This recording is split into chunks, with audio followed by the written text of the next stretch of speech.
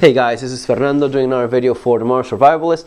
In this case, talking about the topic of networking and meeting like-minded individuals. This was brought up by a viewer. She was asking through YouTube and one of the personal messages.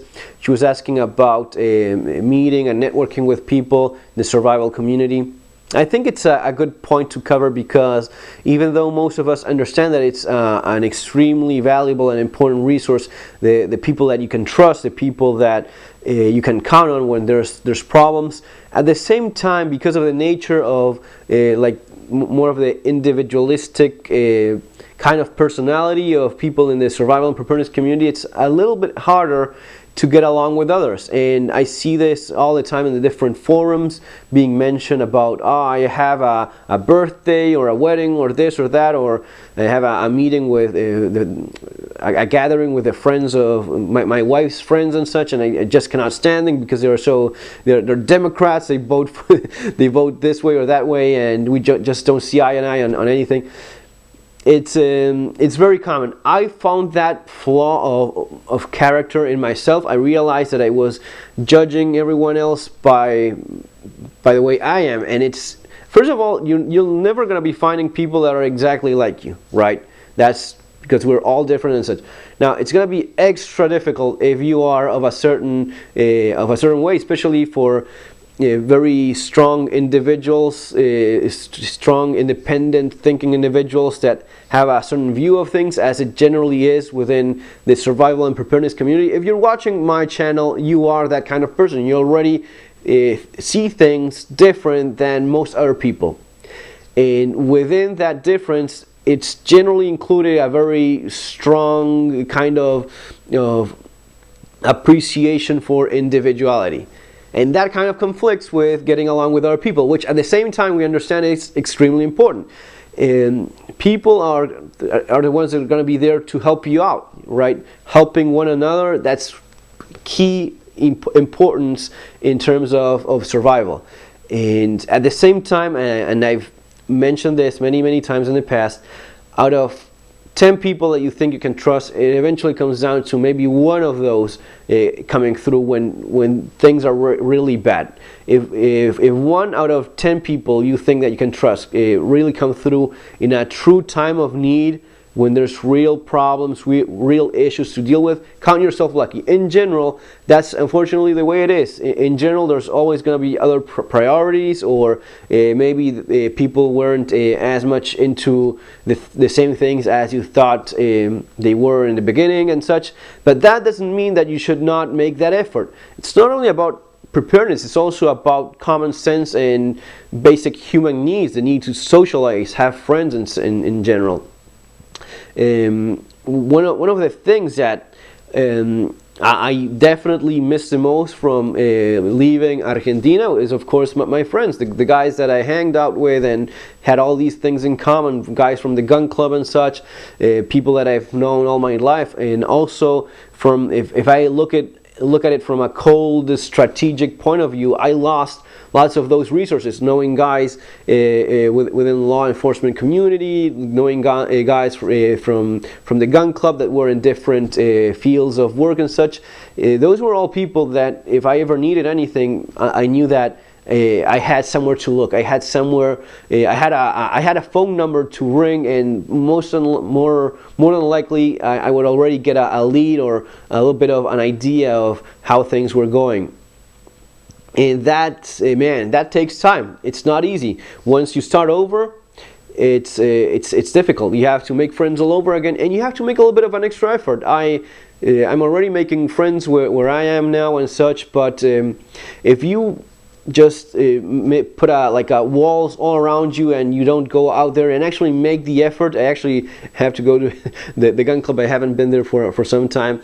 If you don't make the effort of saying, no, I have to go today, I have to go and meet with more people, take part in more activities, and actually make the effort, it's not going to be happening on your own. Some individuals are just like that way. They're extremely social, and they have like a million friends all over. But for some of us, it's really not that easy, and you actually have to see that flaw in the way you probably used to be before, and then change that. How many guys don't even talk with their neighbors other than just waving their hand? It's extremely common, especially within the survival and preparedness community, because of this that I'm saying. Very strong, independent thinking individuals kind of clashes with others. Just don't have to look at it that way. You have to try to find common ground. In general, if you make an effort of finding common ground, maybe it's someone that votes Democrats or something that you don't like much, but that same person likes hiking, and you find that thing in common, and maybe you can arrange and going hiking one day or something like that, and you're already making more friends and such. Also, you have to be useful to others yourself. It's not just about thinking of it in such a cold way. I mean, the more you put yourself out there in terms of, actually saying, people, if you need something, you can count with me. If you have a problem, of course, you can count with me for this and that sort of thing. That's the kind of thing that others appreciate, and in general, what you give away comes back in the end. I don't want to get all karma kind of you're getting all karmastic and Buddhist or anything like that, but in general, the way you are to others is the way others are going to be treating you in return. It ends up working that way in general. Specifically about making friends and meeting like-minded people, one of the things that I suggest, especially in USA, where there's more of a survival preparedness movement than anywhere else, of course, is forums. You have tons and tons of survival forums. My experience in general is that most of the guys that I ended up becoming friends with through the forums were actually real good friends. Some of them are actually good friends of mine that I've kept in touch through years, that helped me out incredibly. I could never thank enough many of them for all their help.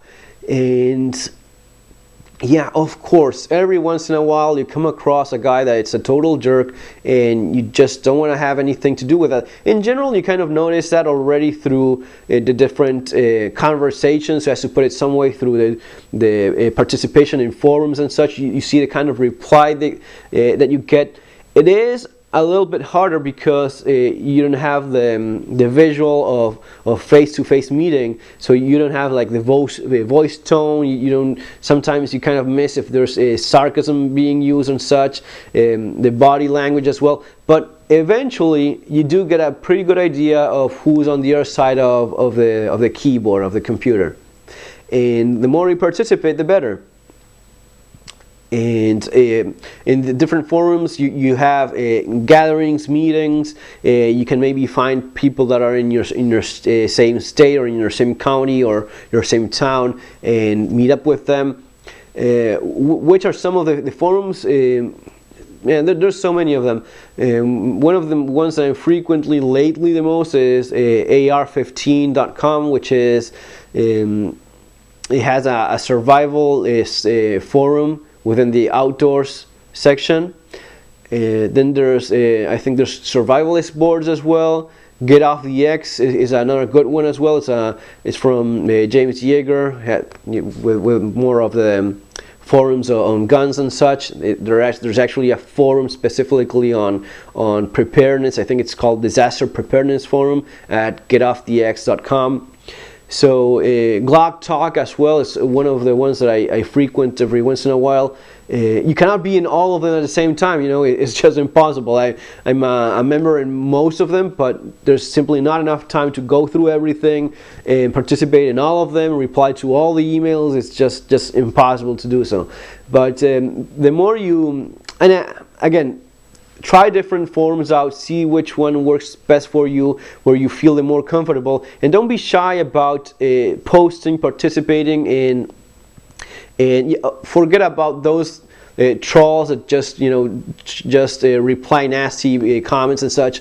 There's always going to be people like that, and it's incredibly easy to ignore those just by not replying to them. It's just a waste of time, of course. Just focus on the good guys, on the ones that seem like nice people. After a few months, you kind of get the idea of the kind of people you're talking about, and you can actually maybe try out going to a get-together, a meeting, or something like that. And then of course you have other ways of meeting like-minded people by going, for example, in gun clubs. We're talking again about common ground. A gun club is generally a place where, of course, you will find firearms enthusiasts, and it is more likely to find like-minded individuals. In the gym as well, maybe taking classes on self-defense. There's plenty of survival classes lately, different schools and such. Those are things where you can actually go and meet like-minded individuals. And again, sometimes you just connect, sometimes you don't. But if you don't actually make the effort of going out there and actually trying it, you're not going to be having any sort of success. Of course, you have to make the effort, and out of maybe 5-10 people that you end up meeting, one is actually more within your line of thoughts and such, and maybe out of 20-30 people you end up meeting, one of those actually becomes a good friend of yours. But it's absolutely worth it to go through all that so as to actually get a real good friend. So yes, that's basically it. And also keep in mind, in all fields of work and life in general, from absolutely everything, you just never know. You know, I actually had, like, a couple of days ago, a guy that was delivering something here in my home. He mentioned something about a practical pistol shooting, and I told him that I actually had an interest in that sort of thing as well. He looked all surprised, and he ended up giving me his phone number and his name, and arranging for going to a competition this weekend. You know, that's the kind of thing that it ends up happening to you if you actually start being a little bit nicer to people in general and talking a little bit more with them. So folks, that's basically the idea. It takes a lot of time to actually form a network of a grid of people, of friends, and people to help each other out. Is absolutely worth it, but you have to make an effort. If you don't do it, it's not going to be happening ever on its own. And thinking that you can do the lone wolf thing if things get ugly, it's very difficult. At the same time, I have to be completely honest, and the idea of having maybe 20 different people living under your same roof and following every single command is just as ridiculous, or even more ridiculous than thinking of doing things on your own. And that's by no means what I mean by this. I'm not talking about making a survival group that everyone's going to be pulling security and doing raids on the neighborhoods as in The Walking Dead. You know, leave that for The Walking Dead. Walking Dead. It's fun enough as it is. Doesn't really work that way in the real world. You're not going to be living in a compound with all your with all people that are basically taking all your orders and not complaining about it. But in the real world, where people just get along as best as they can, if you have friends and acquaintances to help each other out, that's very, very good. Folks, have a great day. Take care. See you on our next video.